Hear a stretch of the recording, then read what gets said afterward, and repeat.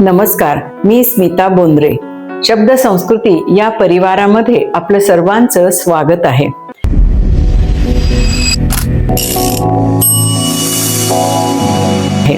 कविश्रेष्ठ कुसुमाग्रज की इस खूबसूरत मराठी रचना को हिंदी पाठकों और श्रोताओं तक पहुंचाने का मेरा प्रयास है.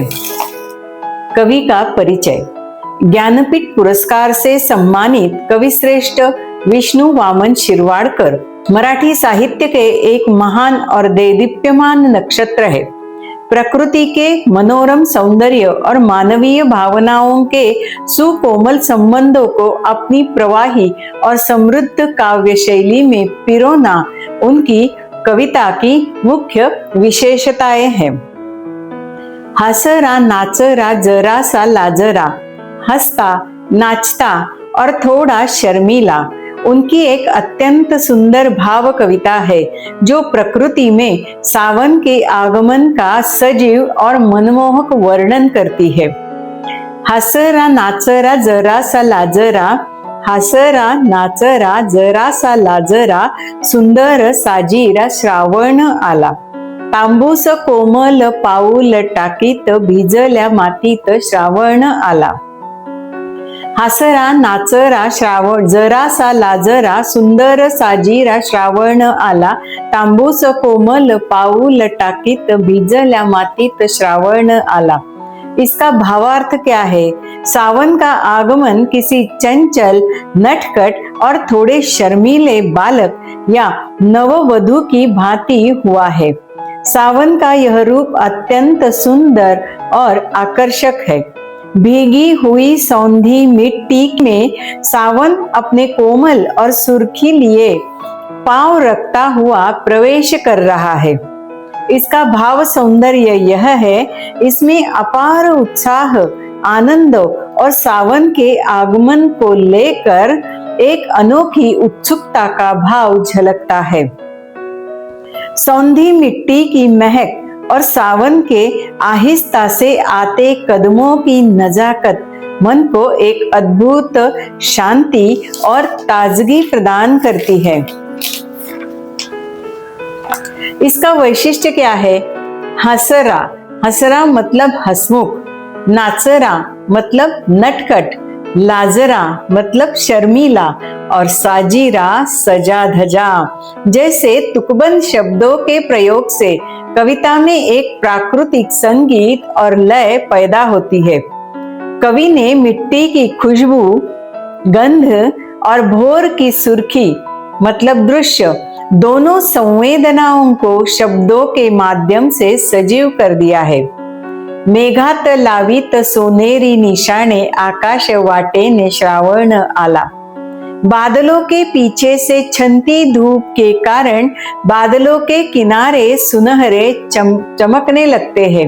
मानो सावन बादलों पर सुनहरी ध्वजाएं मतलब निशान फहराता हुआ आकाश के रास्ते से धरती पर उतर रहा है. इसका भाव सौंदर्य यह है, सावन का भव्य, तेजस्वी और शाही रूप यहाँ दिखाई देता है. विशेषता क्या है? सुनहरी ध्वजाएं एक अत्यंत सुसज्जित और कल्पनाशील उपमा है जो धूप छाव के खेल को उत्सव का रूप प्रदान करती है. लपत छपत हिरव्या रानात केशर शिंपीत श्रावण आला, इंद्रधनुष्याच्या बांधीत कमानी संध्येच्या अगनी श्रावण आला. इसका भावार्थ यह है, सावन हरी भरी वादियों और जंगलों में आंख मिचौली खेल रहा है और चारों ओर केसरिया रंग, केसरिया धूप और खिले हुए फूल बिखर रहे हैं. शाम के समय ढलते आकाश में सतरंगी इंद्रधनुष्य उभर आया है जो मानो सावन के स्वागत के लिए बनाया गया एक भव्य तोरण द्वार है. इसका भाव सौंदर्य यह है, इसमें बाल सुलभ चंचलता और प्रकृति के प्रसन्न चित्त रूप की स्पष्ट अनुभूति होती है. शाम के समय प्रकृति के भव्य रूप और रंगों के इस जादूगरी को देखकर मन विस्मय से आनंद से भर जाता है।